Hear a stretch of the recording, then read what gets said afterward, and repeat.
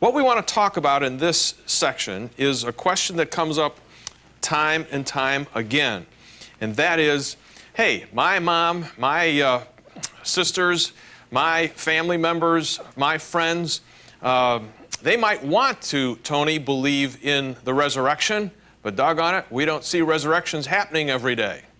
Okay?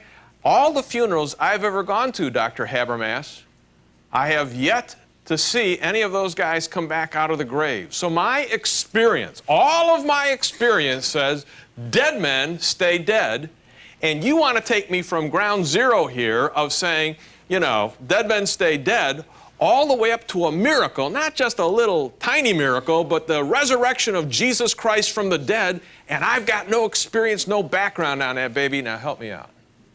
Well, that's good. I mean, I think you've just explained well the issue that philosophers call antecedent probability. And I would guess that it's probably the single biggest issue on the miracles, not resurrection, but miracles issue. I think there's two ways a theist could go after this. One is to say, your view of the world is wrong. It's not that we're here and the resurrection is Mount Everest. This world here needs to be adjusted. Now, this isn't a debate on some of these other things, but if this were an extended debate and I would say, well, what's our world look like?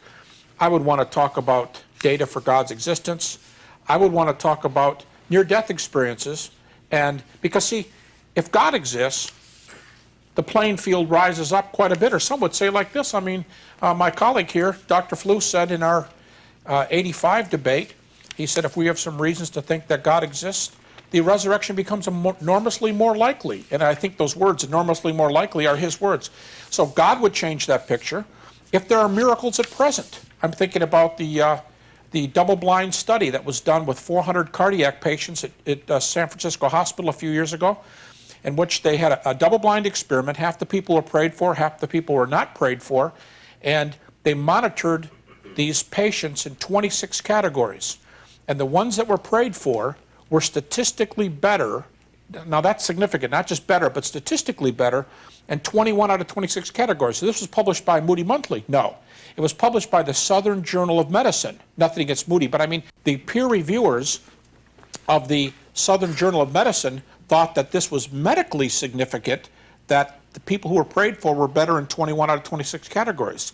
As I said, near-death experiences. If life after death is true, and I think near-death experiences are a great argument, the playing field comes up. So one way you can do it is object to the playing field and say there's other things going on here too. Let me give you an illustration, Tony.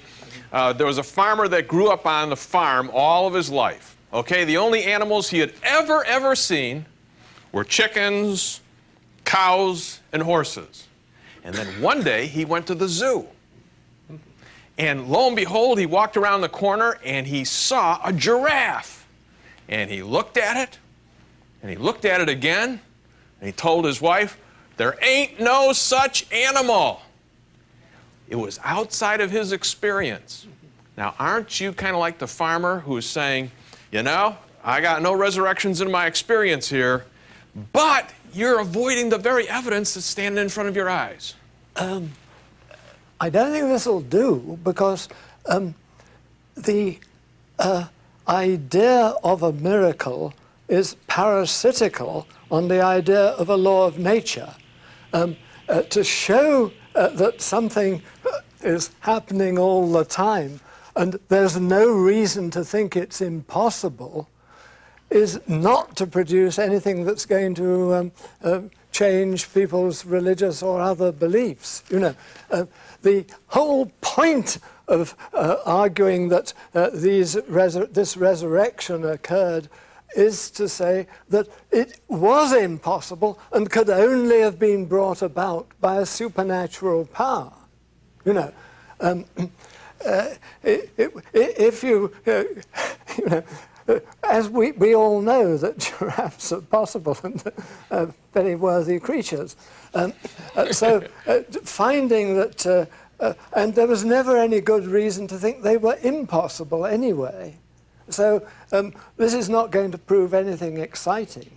I think that this is the crucial point, that the idea of a miracle depends absolutely on the idea of natural law and physical impossibility. It's only because there are laws of nature, there are things that are impossible for human beings, that it becomes exciting to say, here has something impossible has been done. It's not possible for human beings. It's only possible for a supernatural power.